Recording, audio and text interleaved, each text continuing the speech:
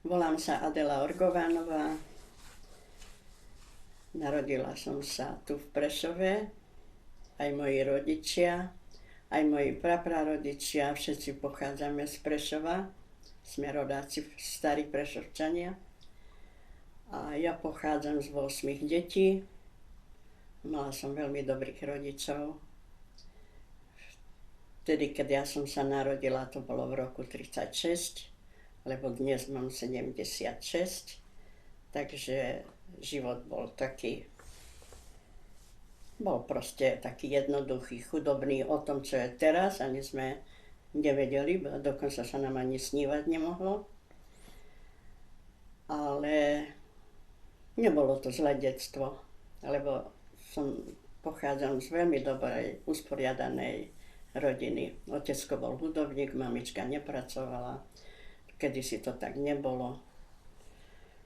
No a potom samozrejme chodili do školy, chodili sme do kláštora, do školy, vtedy sa chodilo, učili nás mníšky v škole. Potom sa už tá škola rozdelila, urobila sa na koedukačnú. A to sme už chodili do miešanej, to už bola aj chlapčenská, aj dievčenská, ten kláštor bol čisto dievčenský. Tam vôbec chlapíci nesmeli, ani chlapi, ani chlapci. A dodnes to tam stojí, na tom rohu je tá Panna Mária, krásna socha, keď to poznáte. Takže tam sme chodili do školy, no a potom oproti bola tá koedukačná. No, to už bolo trošičku inakšie, lebo my sme nechodili na základnú ako 9-ročnú, my sme mali len 5 a potom boli mešťanky. To boli 3 mešťanky a kurz. Dnes je to už len 9-ročenka. No ináč, život bol chudobný, ale neboli sme až tak na tom zle, lebo ja som mala veľmi šikovného otecka, ktorý sa vedel o nás postarať, bol hudobníkom.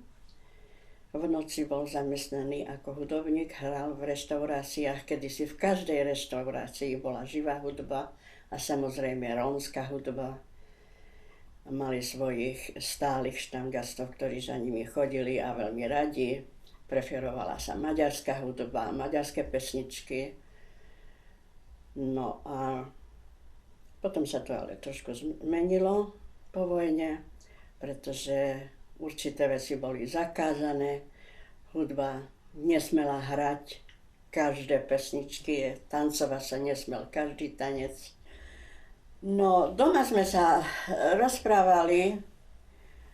Moji rodičia rozprávali maďarsky. Aj všetci v Prešove, teda tí, čo naozaj sme z Prešova, tí rozprávali len maďarsky. A my ako deti tiež, ale samozrejme už keď prišli tie roky nejaké také nepríjemné, bolo zakázané veľa vecí, ako som spomínala, takže aj tá maďarčina. Viete, môj otec, keď išiel v noci ako zo zamestnania, tá kapela, išli domov, chlapi, samozrejme, že medzi sebou sa rozprávali len maďarsky.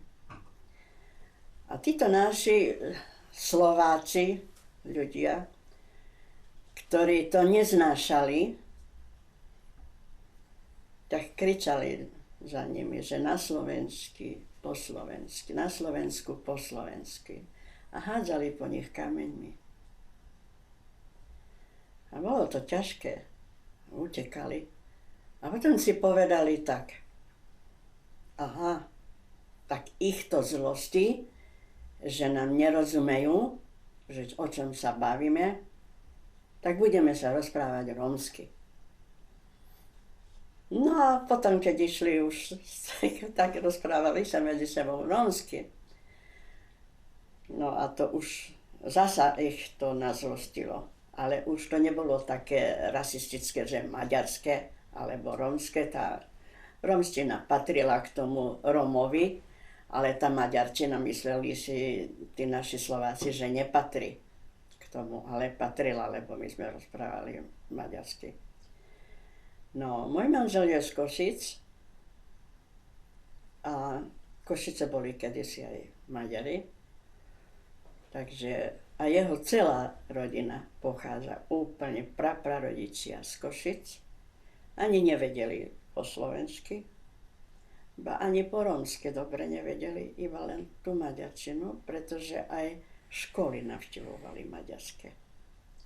Chodili do školy po maďarsky, kapely boli všelijaké maďarské, zábava bola maďarská, ale aj v Prešove to tak bolo.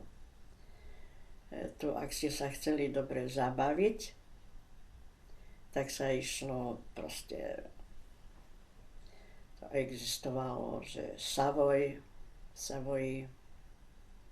u Derosiho, u Stupenského, u Bergera, Verchovina, také to je všetko premenované. A to na každom miestečku, kde sa dalo, tak ako teraz sú tie čínske obchody, tak boli také tie veľká reštaurácia, malá reštaurácia, alebo len jedáleň, alebo bar, sme vtedy to tak ani nehovorili, až potom bolo v Lipe a Dukla a toto, keď sa už postavilo. Ale už počujete, že to meno, tá Dukla, hej, už bola, prečo tak bola pomenovaná.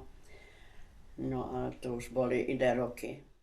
Čo sa týka tej prvej svetovej vojny, tam aj moji rodičia ešte boli malé deti, takže tam by som nevedela ani tak povedať, ani rodičia nám už o tom nerozprávali, pretože mamička sa narodila v 10. roku, otec 905, takže oni boli tiež malé deti, keď bola tá prvá svetová vojna, lebo 14 až 18, takže nebolo nič, čo o tom takto hovoriť, len sme počuli, ale toto sme už zažili.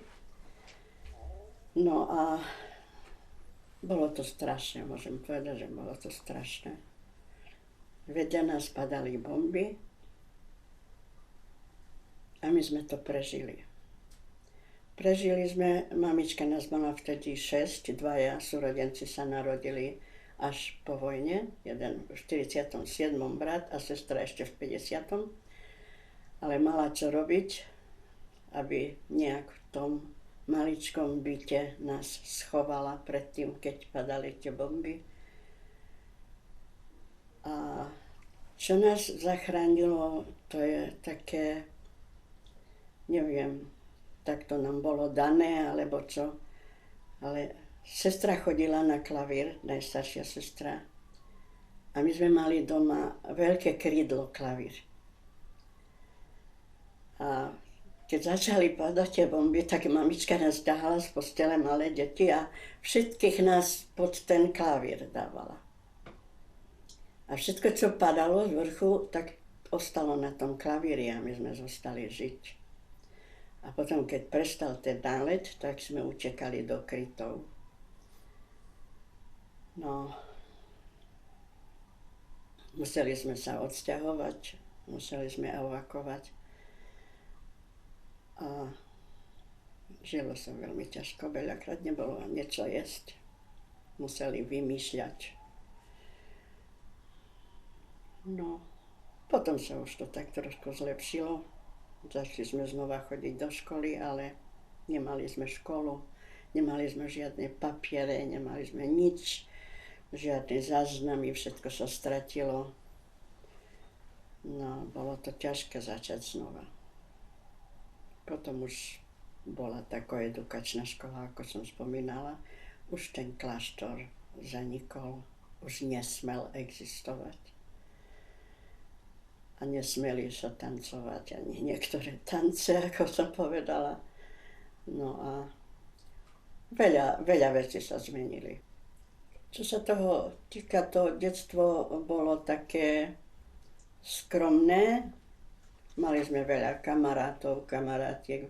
Bývali sme na ulici, ktorá sa volala Murárska, Udenárska a Veselá. Tej Veselej hovorili, že to je cigánska ulica, lebo tam bývali veľmi veľa Rómovia, a to ešte pred vojnou, staré domčeky, také chatrčky, všetko, ale všetci vynikajúci hudobníci a títo pochádzali tam z tejto Veselej ulici. A preto ju volali, že Cigánska ulica, ale ona nikdy nebola ako pomenovaná Cigánska ulica, ale to bola Veselá ulica, lebo všetci hudobníci tam žili, tak to pomenovali.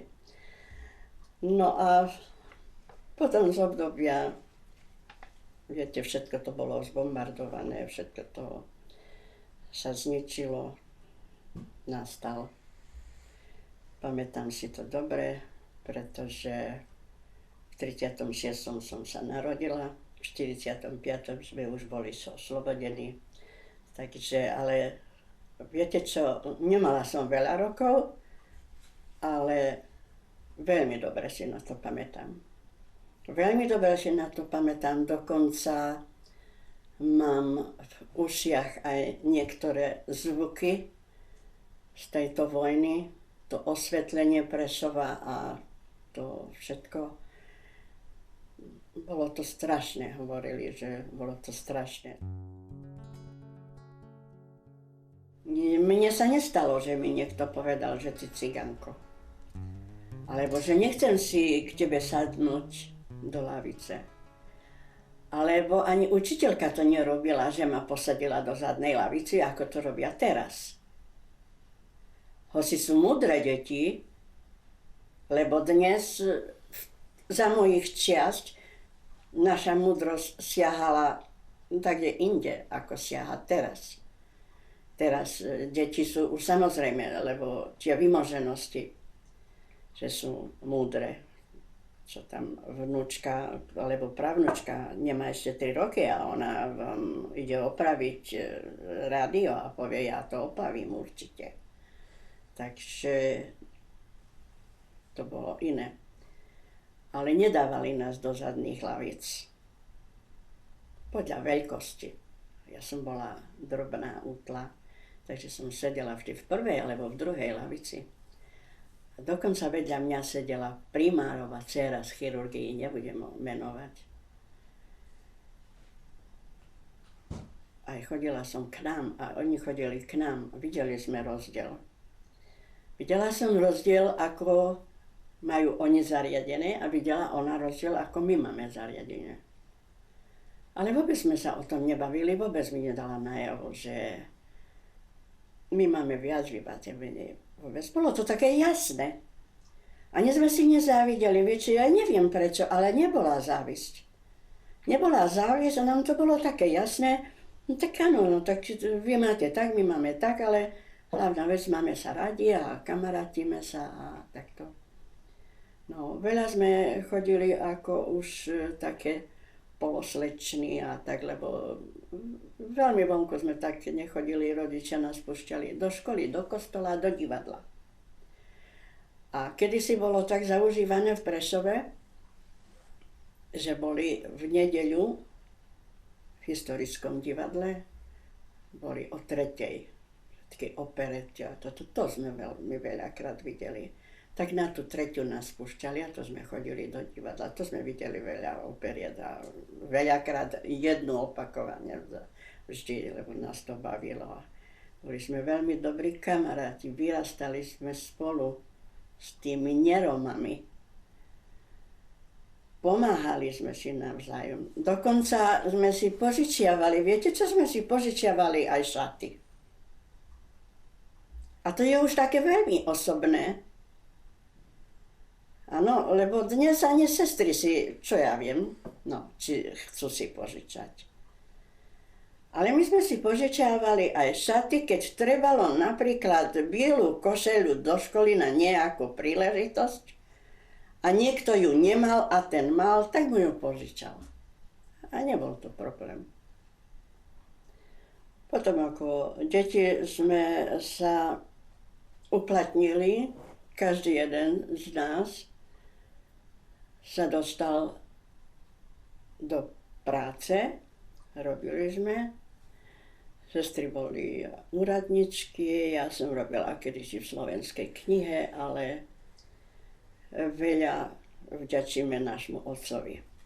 Lebo otec mal veľmi veľa známych a vtedy to tak platilo, že proste on bol veľmi dobrý človek a on vedel pomôcť inému, takže aj jemu pomáhali. Viete? A takto nás zaradili kde, že sme sa dostali na takú úroveň, že sestra robila na mestskom úrade, potom už robila na vojenskej prokuratúre a jedna robila na krajskom národnom výbore.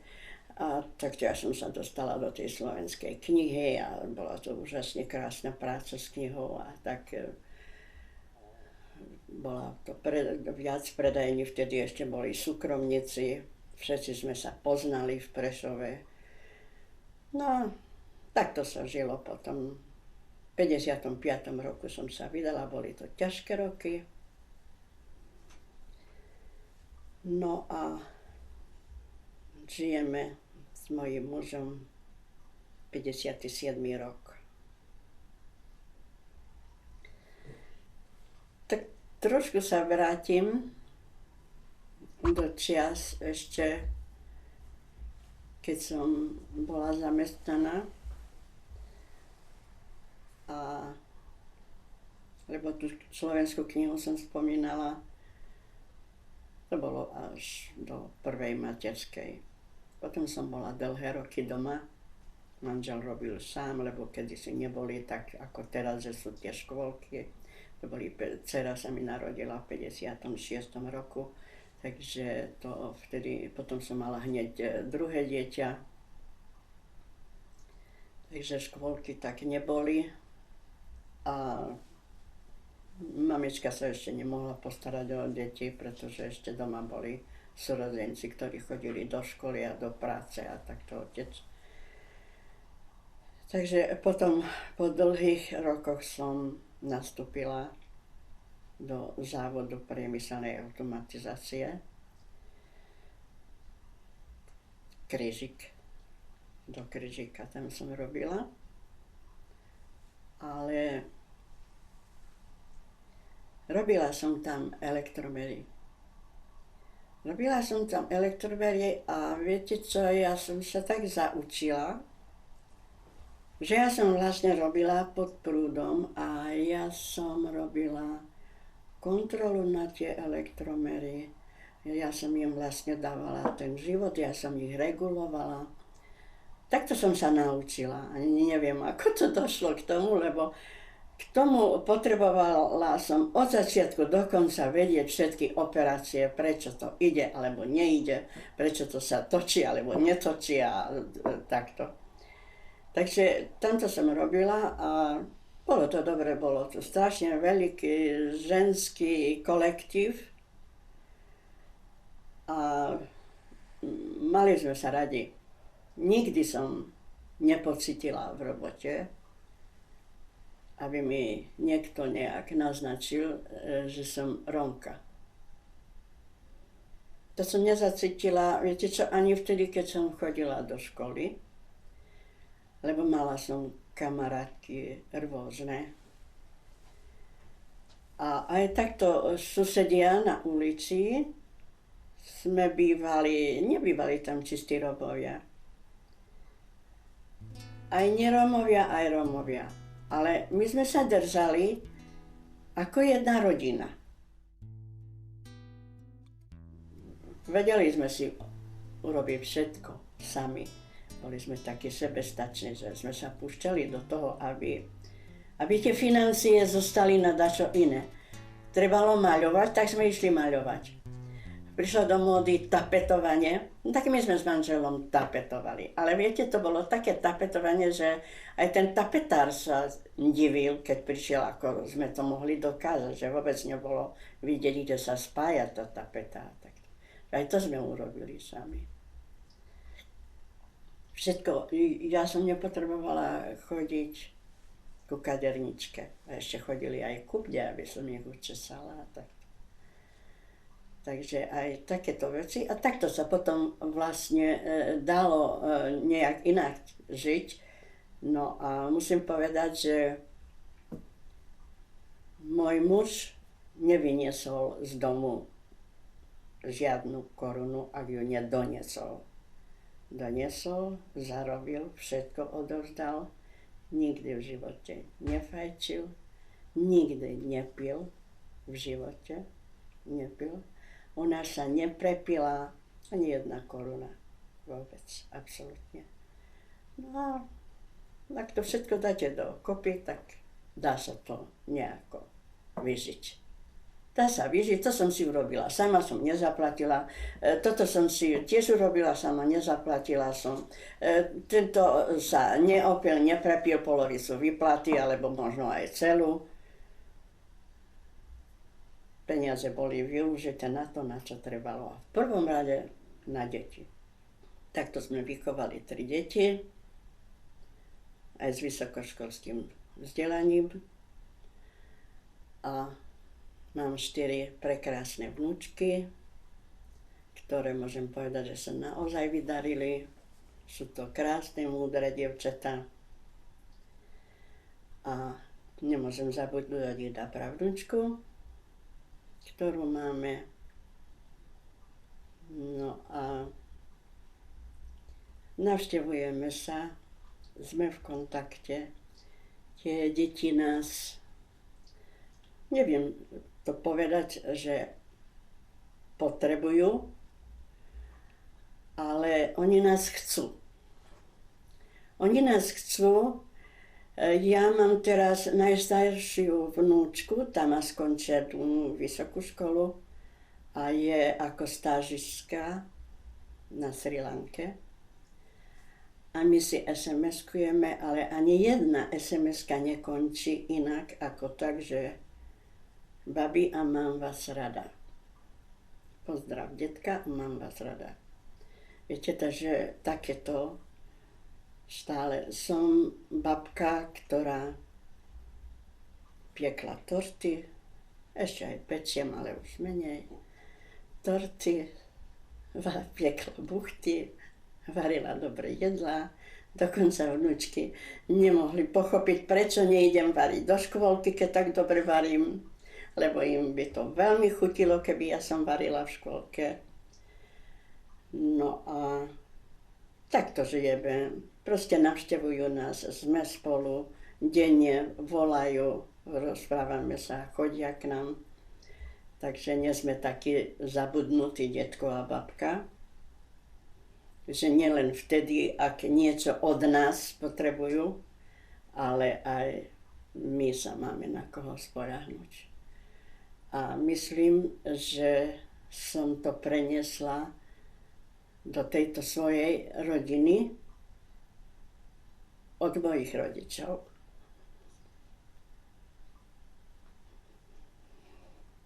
Lebo ja som mala veľmi dobrých rodičov. Som nebola zvyknutá, že niekedy sa nepohodli a takéto veci. Ja som pri istej príležitosti svojim deťom povedala pri jedných okrúhlych narodeninách a trvá to stále. Chcem, aby tento byt, táto izba bola váš ostrov života.